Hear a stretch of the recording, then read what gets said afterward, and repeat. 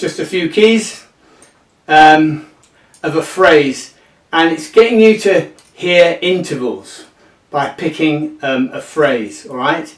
When you get stuck into improvisations, one of the things that people tend to do, they get hooked, some people, into playing lines and patterns. All right. When you play a line, for example, it should always be it should always change within that line, and it should be held up. And if you do hear a line being played straight from one part to another, and yes, I do it, but it has to come from like a kind of a natural thing, and then they use a modern term, don't they, and a segue into something else, and it has to be natural. Otherwise, you shouldn't really be doing it. So you should be playing with spontaneity, and that's the most important thing. Alright, welcome to the channel, all about the blues harmonica. So if you haven't already, thumbs up and subscribe. Normally do that a bit before, but I just wanted to play from there on. Okay, so you say to yourself, well, how can I be creative as I'm developing? How can I do this?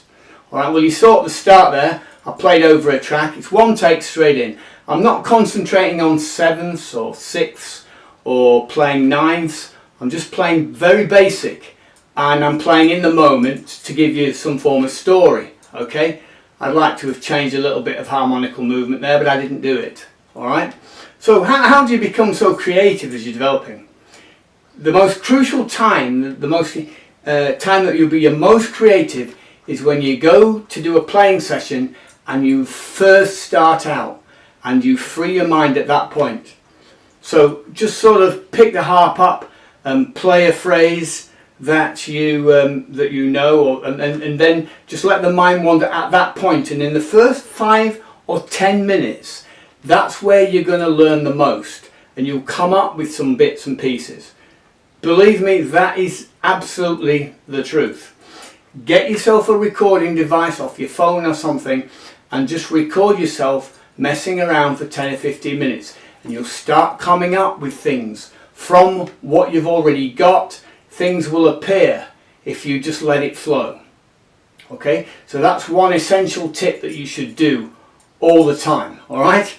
The second thing is you should sort of take a phrase, as I did there, and move it around into different keys. Now, okay, for most of you, you're only playing in 2 or 3 keys, aren't you, in the blues? That's fine for now. You want to try and get as many as you can in, and there are some easier keys, and there's about 4 difficult ones. But the reason why I harp on about doing that is because it helps free you up and to help hear and be inspired more, the more vocabulary we have. It's just like language. There's 12 languages in music. You really need to have that language down in all, really. We get away with it if you're playing just straight blues, but as we develop in the modern era, you need to be, you know, looking the right way and thinking about what you're doing. Alright, so let's take something like, this is kind of one of my sort of things.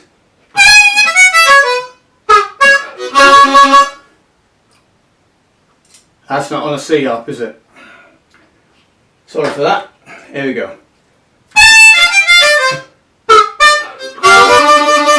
Again.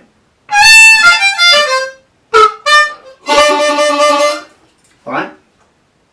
So I'll just put the notes to that phrase up there. And you can emulate that if you want, and then make it yours. Alright? But the idea of going into different keys, it facilitates the creativity. And then you look at something like that and you can play that a million different ways. Alright, just by weighting it a different way. Alright, and it's the same when you play lines, and I mentioned about playing with dynamics when you're playing lines. But your lines should change. When I was a jazz saxophonist and I studied the work of, I was at one time in my life I was studying Sonny Stitt and a British guy that I got to know, a great British guy called Peter King. He actually featured in he was in the film The Talented Mr. Ripley, I think it's called, with Matt Damon. Okay, I've talked to him at length about that film, about what happened in it. But he plays alto sax for that film, and he's in it, in that film. But that these guys, when you learn lines, they're to be moved, they're not to be played straight. You might hear me do one line, but it has to have a natural progression into something. You don't just play them and then sit up on one phrase as people do after playing the line, you know. You see this all the time to gain an audience attention or something. It's kind of like an adolescent trying to get in. There are ways to create audience attention without the need to do those kind of very simplistic things. And at the end of the day, that's it. Oh, I know, a little bit of harp. I mean, my days as a jazz saxophonist, people used to say, oh, I love a bit of sax, because certainly during the 80s, it was the era of the saxophone. And I worked in a lot of commercial bands as well, because at the time, outside of playing modern jazz, you know, saxophone featured in all the pop bands at that time. It was just an era that we went through. And of course, times change, don't they? Why do people, for example, see that harp gets a lot of bad press?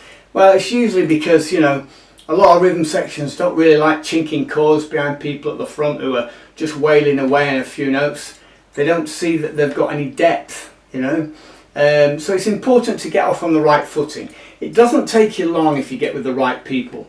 But just the phrase notes that I've put up for that, just for example, take that and then just run with it and work with it for a little bit. And don't think too far ahead about getting all your knowledge down and all the harmonical things that perhaps you might need in the future. Just concentrate on some very basic things. The thing, as I said, I played at the start, I didn't put sort of ninths and seconds in. I didn't think about the sixth intervals to create a slightly different harmony. I just played kind of bog straight, but then within a rhythmic structure, because you should always be thinking about rhythm, okay? And try not to write things down. Just try to hear them and struggle through that bit. And that is the best way to do it. Don't get too many people to spoon feed you on a plate, because it's like somebody showing you a maths equation. They'll do it for you, but you'll never remember it.